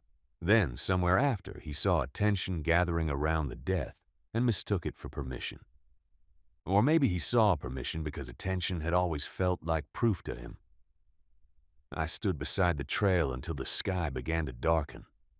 Then I said aloud, "I'm sorry. Not to Lucas, to Adam. I should have seen it sooner." The trees gave no answer. I thought of my mother's words. You promised he'd finish. Adam had not finished the race, but Lucas kept using that unfinished distance to make everyone feel responsible for carrying something. I no longer believed we had to finish Lucas's version of Adam's life.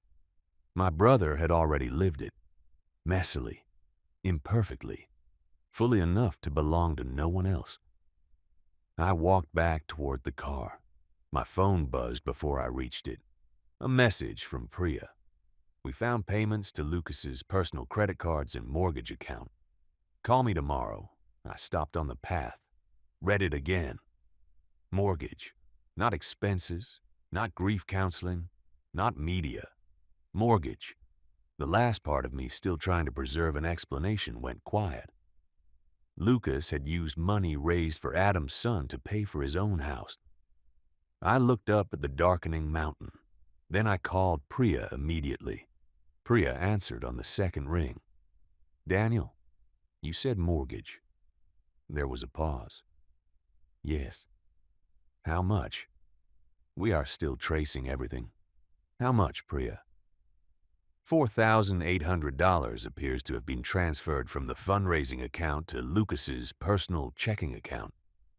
Within 48 hours, a mortgage payment of $4,612 was made from that account. The numbers felt strangely ordinary. Not 60,000. Not 1.2 million. $4,612. A monthly payment. A house kept current by people who believed they were securing my nephew's future. Could it be coincidence? The question embarrassed me as soon as I asked it. Priya did not make me feel foolish. It could be argued that the transfer reimbursed him for expenses, and he then used his personal funds however he chose. But self-approved reimbursements without clear disclosure remain problematic, especially when the underlying expenses are questionable. The campaign promised family support, and he had not paid anything to the child named in that promise. I stood on the trail in the fading light, phone against my ear. So he'll say he reimbursed himself. Yes. And the mortgage just happened after. That will likely be his position. What do you think? I think we should rely on records, not conclusions we cannot yet prove. Priya always returned me to the same place. Records. Not rage, not friendship, not what Adam would have wanted. Records. What else did you find? She exhaled. Personal credit card payments. A vehicle lease deposit. restaurant charges, clothing purchases. Some may have mixed personal and campaign use. We need a forensic accountant. The term sounded expensive. How much will that cost? I'll get an estimate. And if we recover the money, it may come from Lucas personally, his business, insurance, if any policy applies, or a negotiated settlement. That depends on what we establish. I looked toward the empty parking lot. Do we go to police? Possibly, but we need to be deliberate. Civil misuse and criminal fraud overlap, but they are not the same thing. Let's complete the accounting. I closed my eyes. Deliberate. Another word I'd begun to trust. Lucas had moved fast. We would move carefully. All right, I said. Where are you? The mountain. Another pause. Are you driving? Not yet. Good. Sit for a few minutes before you do. The advice was practical, not dramatic. It reminded me of Rachel and Laura's story. No, there was no Laura. That belonged elsewhere. Here there was Priya, Emily, Natalie, my mother. People who did not need to become heroes in order to help. I sat on a wooden bench near the visitor center until the parking lot lights came on. Then I drove home. The forensic accountant was named Martin Ellis. He was a compact man in his 60s who wore reading glasses low on his nose and spoke about bank records with the emotional restraint of someone describing weather patterns. Over the next month, he reconstructed the money. Total raised before suspension, $61,389. Platform fees, $1,842. Remaining frozen funds, $37,206. Withdrawn, $22,341. Direct support to Adam's family, 0. Direct support to Ethan, 0. Direct support to my mother, 0. Payment to the leukemia charity, 0. That last number hurt almost as much as the others. Adam had died during a race intended to support families dealing with childhood cancer. Lucas had wrapped every post in that mission, yet not $1 from Carry Adam Home had been transferred to the charity. The withdrawn money had gone elsewhere. $5,000 labeled organizer reimbursement. $4,800 transferred to Lucas's personal checking. $3,600 for media equipment.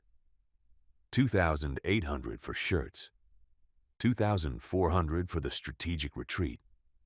$1,900 for website and branding. $900 for legal consultations. $800 for a deposit to a filmmaker. The rest was scattered across meals, mileage, software, printing, and charges that resisted explanation. Martin identified personal expenses paid directly from the campaign-linked account. A home improvement store, a steakhouse dinner for 6, a men's clothing store, a monthly gym membership, 2 payments to a credit card carrying unrelated debt. The amounts are not enormous individually, Martin explained during a meeting in Priya's office. No, I said. Just clear. He nodded. That is often how commingling looks. Not one dramatic withdrawal. Many ordinary charges made possible because someone stops treating the account as separate. Ordinary charges. That phrase stayed with me. A man does not always steal with a duffel bag.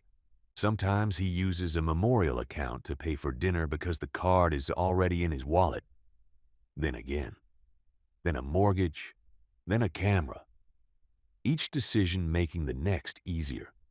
Priya asked, "Can we show donor money reach the mortgage?" Martin folded his hands. Funds are fungible. We can show the timing, the transfer, and the lack of documented expenses, justifying the reimbursement. We cannot say a specific donor's dollar paid a specific mortgage dollar. Lucas would use that. Of course he would. Truth often arrives in patterns. Defense arrives in technical distinctions. A settlement conference was scheduled. Before it happened, the frozen fundraiser money became the first major point of resolution.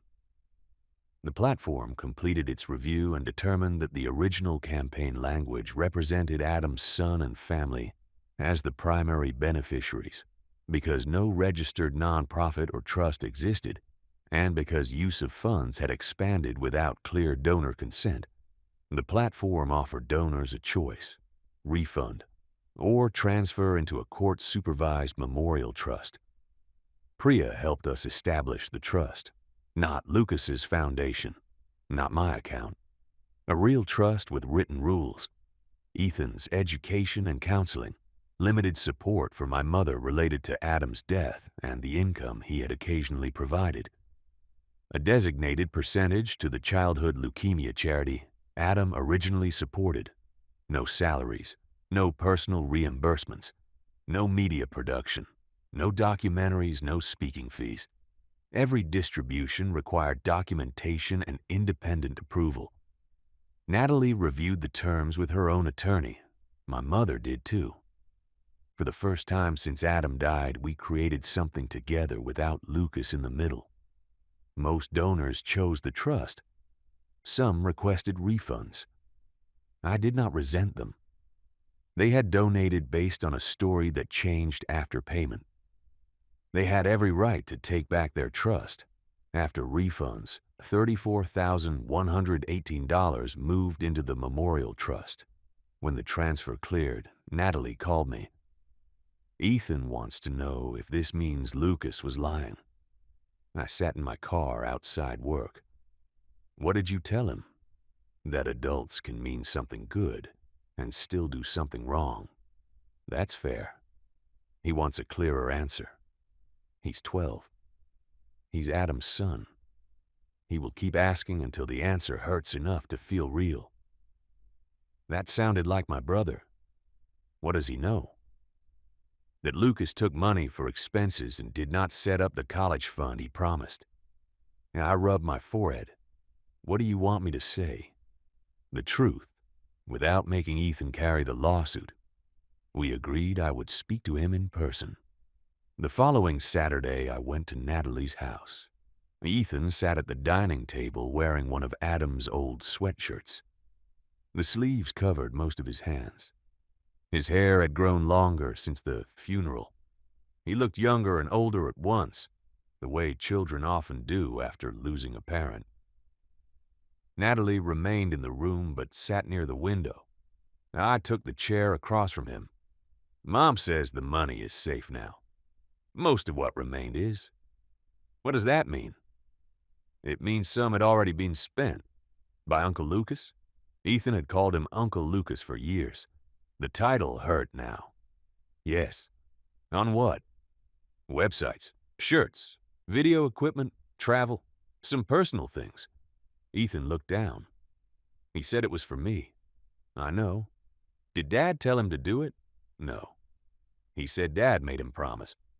I don't know what Lucas promised himself after your dad fell, but there is no evidence your dad asked him to start a business or control money. Ethan picked at a loose thread on the sweatshirt. Do you hate him? Children ask questions adults hide inside other ones. I'm angry with him. That's not what I asked. I looked at Natalie. She did not rescue me. Good.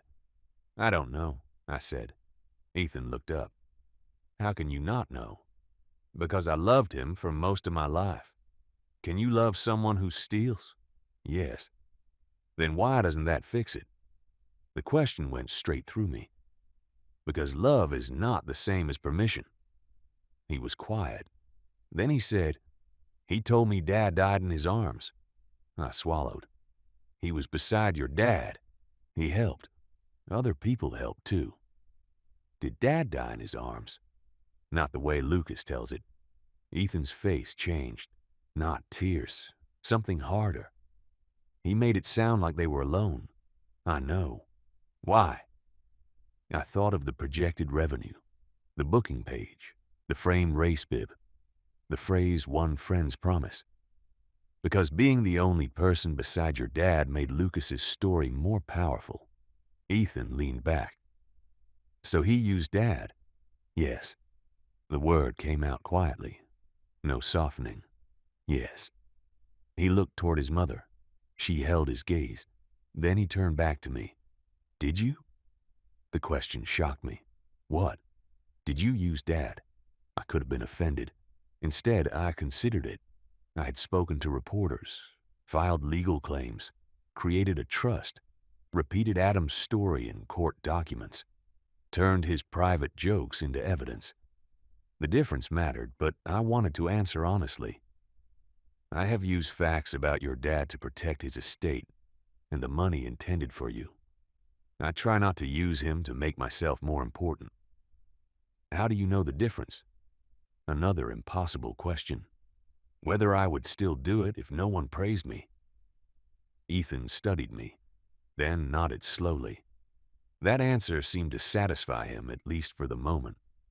Before I left, he asked, "Can I have Dad's race jacket? It belongs to the estate, but yes, I think it should be yours. I don't want to wear it online. You never have to. I just want it." I know. I brought it the following week. My mother had wanted to keep it, but when I told her, Ethan asked. She folded it carefully and placed it inside a box. "I kept it too long," she said. "You've had it 2 months. It feels longer." She touched the fabric before closing the lid. "Tell him not to wash it." I didn't remind her Lucas already had. Some losses do not need repeating. The settlement conference took place 5 months after Adam died. Lucas arrived with 2 attorneys. His construction company had begun struggling, partly because of the public dispute and partly because, according to documents, it had been struggling before Adam died. That fact explained something. It did not excuse anything. Lucas had debt, a large mortgage, tax problems, contracts drying up. Then Adam died in a public charity event and attention arrived. At first, perhaps, Lucas wanted to help. Then he saw a path, a fund, a brand, a salary, a way to turn trauma into income and call the income purpose. The conference lasted 7 hours. Priya and Lucas's attorneys moved between rooms, offers, counteroffers, denials, proposed language. Lucas's first position was that every expense had been made in good faith and that he owed nothing. Priya rejected it. His second offer was to return only equipment purchased with campaign funds. Rejected. His third included a partial repayment over 5 years and permission to continue speaking about Adam. Rejected. At one point, Lucas requested to speak to me privately. Priya asked whether I wanted to. Every part of me said no. Then, 30 years of memory said yes. We met in a small conference room with glass walls. The attorneys remained outside but visible. Lucas sat across from me. He looked older than he had at the funeral, not transformed, worn. For several seconds, neither of us spoke. Then he said, "You destroyed me. I had expected apology. That expectation was my mistake." "No," I said. "My business is failing. It was failing before Adam died." His face tightened. "You went? Through everything?" "Yes." "You had no right. As a state administrator, I did. You always hide behind titles. And you hide behind purpose." He looked away. For 1 second, I saw the old Lucas, the man who hated being cornered, the man who would joke, charm, or become wounded until the other person backed away. He said, "I was trying to save something." "What?" "His death." I stared at him. "You cannot save a death." "You know what I mean." "No, I don't think I ever did." He leaned forward. "If Adam just died on that mountain, then that's it. It's meaningless. A heart stops. A family falls apart. People move on. But if we built something, yes, we. There was never a we. There was you controlling an account and telling different people different stories. I was moving while everyone else was frozen. You were spending while everyone else was grieving." He flinched.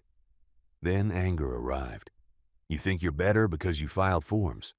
"No. You didn't see him fall. I know. You didn't hear him call your name. My body went still. What? Lucas looked at me, then away. What did you say? He rubbed both hands over his face.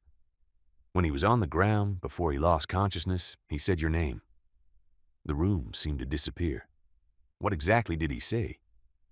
Dan. Only that. He said, tell Dan.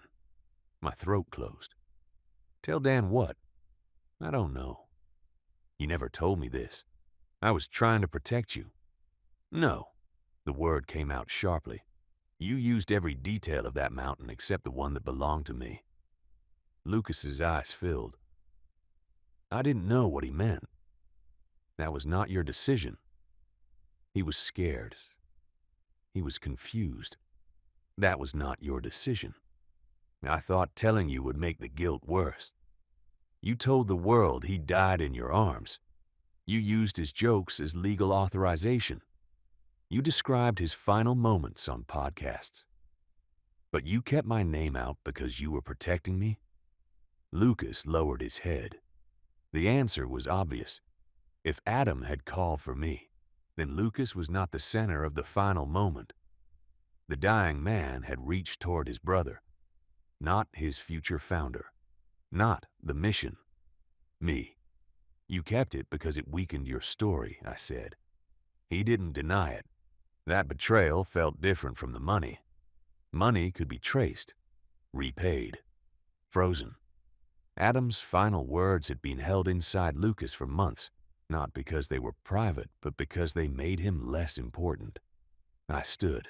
Lucas looked up. Dan? No. Please? No. He began crying. Real tears. I believed they were real. I also knew real tears could not return what he had withheld. I loved him, Lucas said. I know. I love you. I looked at my oldest friend. You loved access to us too. He shook his head. That's not fair. Neither was turning my nephew into an emotional center on a revenue plan. His face went pale. You saw that? All of it. He looked down. For the first time, Lucas seemed less like a visionary defending a mission, and more like a man who had been caught drafting his own future over someone else's grave. I thought I could make it work, he whispered. There it is. What? Not. I thought I could help. I thought I could make it work. He covered his face. I lost control. No, you used control until records took it away. I walked toward the door. Lucas called my name. I stopped but did not turn. Did he forgive me? He asked. The question confused me. Who? Adam, before he died. And I looked back. Lucas's face had crumpled. For what? He stared at the table. Then another truth entered the room. I pushed him to keep going. The words were barely audible. My pulse changed. What? He wanted to stop at 21. I remained standing. Lucas continued. He said his chest hurt. I told him it was anxiety. He'd had panic before. I said we were close to the next station. The room became very quiet. You told the medic you made him stop. I did, eventually. Eventually. We walked for a while. How long? I don't know. How far? Maybe half a mile. I gripped the back of a chair. The official report had described Adam slowing, then collapsing. Lucas had always said he urged him to stop. He had omitted the half mile. Why? Because he'd trained so hard. Because people donated. Because he wanted to finish. Because you wanted the story. No. But the denial came too quickly. Was anyone filming? Lucas looked away. There was my answer. You had a camera? A small action camera for race footage. Was it recording? Yes. Where is it? His face changed. The records produced Apriya included video equipment purchased later, but no race camera. Where's the footage? I deleted most of it. Most? He said nothing. I opened the door. Priya. She entered with both attorneys close. Behind, Lucas's lawyer stood immediately. What happened? I looked at Lucas, then at Priya. There was race footage that was not produced. The room shifted. Lucas's attorney turned toward him. What footage? Priya's voice became very calm. Mr. Grant, do not delete or alter anything further. Your preservation obligations have been in effect for months. Lucas said, it was personal. Where is it? He rubbed his forehead. On an old memory card. Where? At my house. Priya ended the private meeting. The settlement conference stopped. A court order followed within hours. The memory card was surrendered the next morning. The footage was difficult to watch. I did not view all of it at first. Priya did. Martin did. A medical expert eventually did. The camera had been attached to Lucas's chest strap. The angle shifted with every step. Wind covered parts of the audio, but enough remained. Adam breathing heavily. Adam saying, I need to stop. Lucas saying, walk it out. Adam saying, this doesn't feel right. Lucas saying, you're panicking because we're close. Adam stopping. Lucas encouraging him forward, not cruelly, not angrily, like a friend who believed motivation could overpower warning. Then Adam saying, tell Dan. The rest disappeared under wind. A minute later, the camera dropped sharply as Adam collapsed. Lucas immediately called for help. He began CPR. He shouted, cried, tried to save him. All of that was true. The medical expert could not say whether stopping earlier would have saved Adam. The heart condition was severe. The outcome might have been the same, but Lucas had shaped the story to remove his own mistake. Then built a public identity around being the man who knew exactly how to carry Adam's legacy. The footage changed the case, not because it made Lucas responsible for Adam's death. It did not. Because it proved he had withheld evidence, misrepresented the sequence, and used edited descriptions of Adam's final moments for fundraising and commercial gain. The civil settlement expanded.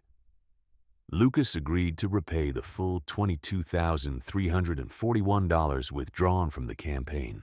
The equipment and remaining merchandise were sold, with proceeds added to the trust. He surrendered all claims to finish his miles. The website, podcast files, donor list, trademarks, and media rights were transferred to Adam's estate, then shut down. He agreed never to use Adam's name, image, voice, belongings, death, or family members in paid speaking, fundraising, media, or promotional activity without written consent. He issued a public correction, not polished, not inspirational, plain. I created and controlled the Carry Adam Home fundraiser following the death of my friend Adam Mercer. I used campaign funds for expenses, reimbursements, business development, and personal costs that were not properly disclosed to donors or approved by Adam's family. I also made public statements about Adam's final moments that were incomplete and, in some cases, inaccurate.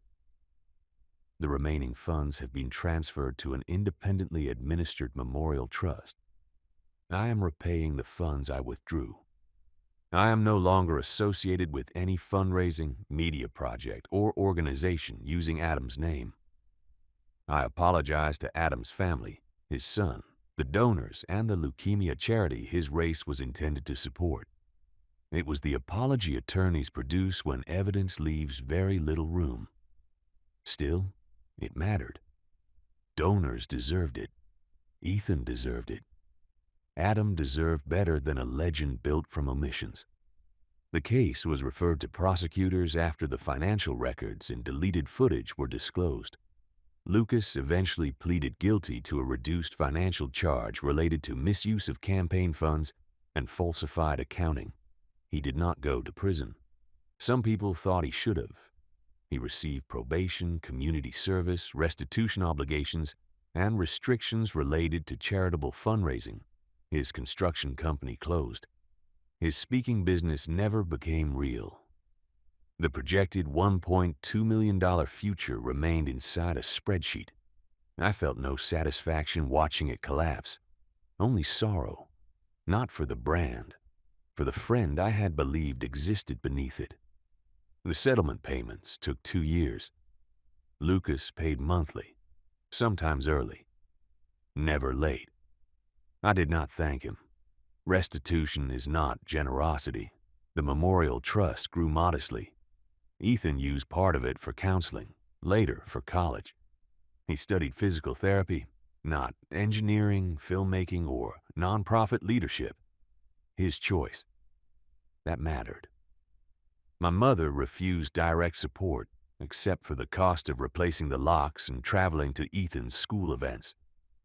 "The money is for the boy," she said.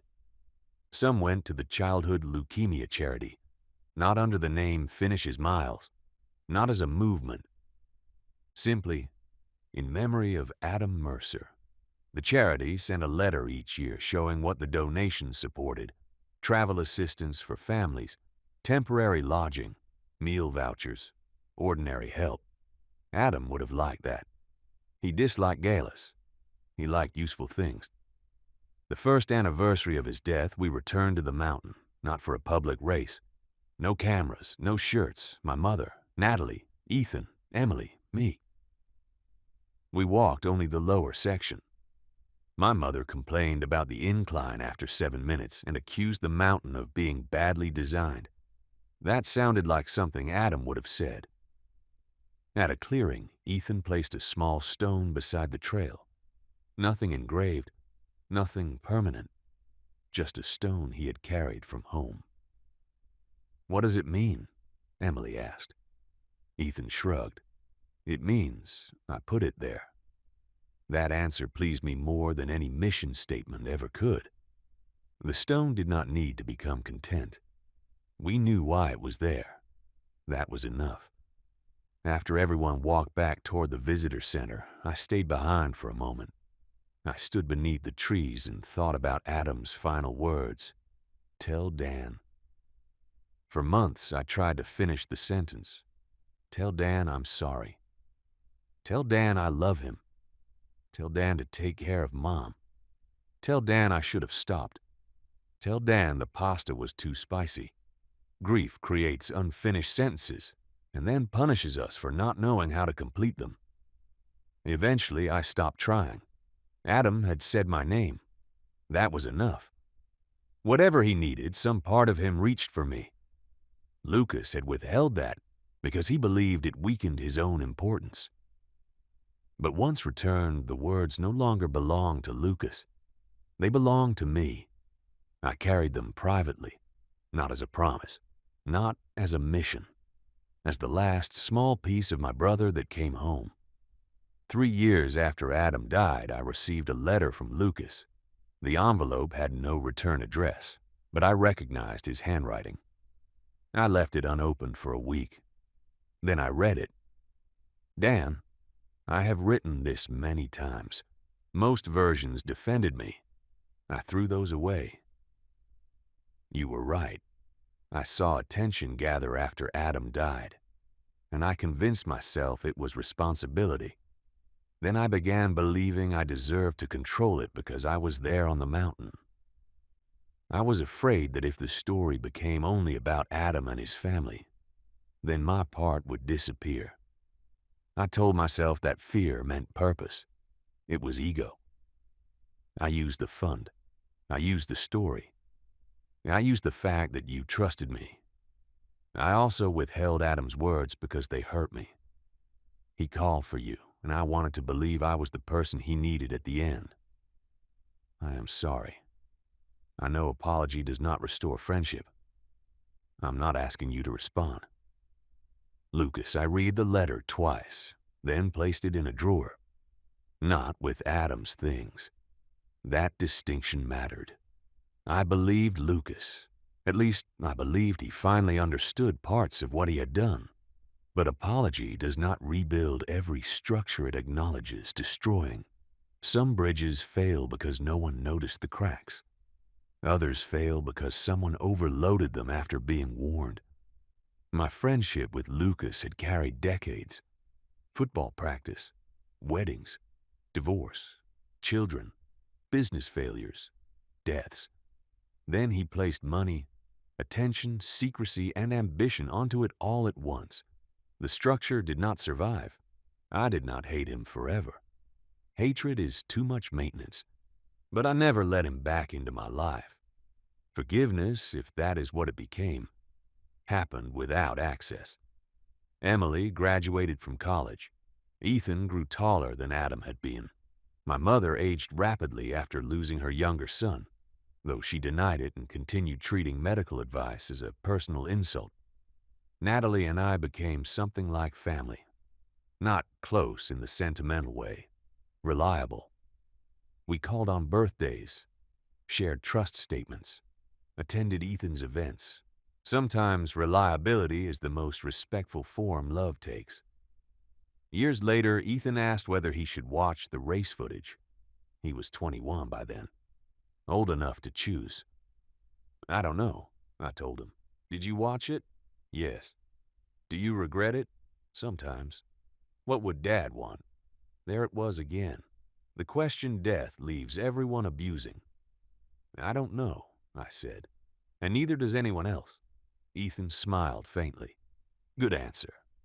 He chose not to watch, at least not then. He kept the jacket, folded in a box, no frame, no display, just his father's clothing. The race bib went into an album my mother made. The action camera was destroyed after the case ended, with legal approval and agreement from the estate. No documentary, no podcast, no final episode. Some people thought we should preserve the footage for educational use. Maybe that would have helped someone, maybe not. But Adam had never agreed to become a warning video. We chose privacy. Lucas once called that allowing a death to remain a private tragedy. He meant it as criticism. I came to see it differently. A private tragedy is not a meaningless one. Not everything must educate strangers. Not every wound must become a platform. Not every final moment owes the public a lesson. Adam's life mattered when no one was watching. When he forgot guitar practice. When he called our mother too often. When he helped me at the hospital after Emily's appendix ruptured. When he cheated at cards and denied it badly. When he loved his son imperfectly but completely. When he ran for charity because he wanted old grief to become useful. He did not need a brand to prove he had lived. Neither did we. On the 10th anniversary of Adam's death, Ethan and I returned to the mountain alone. We walked farther than before. Not the full route. Neither of us had anything to prove. At the clearing, we found the stone he had placed years earlier. Or we thought we did. There were many stones. Perhaps it was his, perhaps not. Ethan picked one up, turned it in his hand, then put it back. Do you think Uncle Lucas remembers this day? He asked. Yes. Do you? Every year. He nodded, then said, I barely remember Dad's voice. The admission hurt. That happens. I feel guilty. Don't. I do. I took out my phone, not to record him, to play an old voicemail. Adam had left it 6 months before the race. Dan, your drill is not broken. You put the bit in backward. I'm telling everyone. Also, call Mom. She thinks you're dead because you didn't answer at lunch. Adam's laugh followed. Then the message ended. Ethan stared at the phone. Play it again. I did. Then again. We stood on the mountain listening to Adam tease me about a drill. No swelling music, no camera, no donation link, just his voice. When we began walking back, Ethan said, That's how I want to remember him. Me too. We reached the parking lot near sunset. For a moment, I thought about Lucas, the boy at football practice, the man at the funeral, the founder in the spreadsheet, the friend who tried to save Adam and then used the attempt to save himself. All true. That was the hardest part. Lucas had not been lying when he said he loved my brother. He had loved him. He had also exploited him. Love does not automatically purify what follows it. Sometimes people use affection as proof that they cannot be guilty. But love without boundaries can become entitlement. Grief without humility can become performance, and purpose without accountability is often ambition wearing a memorial shirt. Adam did not finish the race. We never tried to finish it for him. That was not failure, it was respect. His final miles belonged to him. His son belonged to himself. His story returned to the family. And my oldest friend became someone I remembered without allowing him to remain. If this story stayed with you, please like this video. Subscribe to Bedtime Threads and share it with someone who knows that betrayal can come from the person standing closest to the tragedy. And tell me in the comments, could you ever forgive a best friend who turned your family's loss into a business? Or would taking back the story mean walking away forever? Thank you for listening.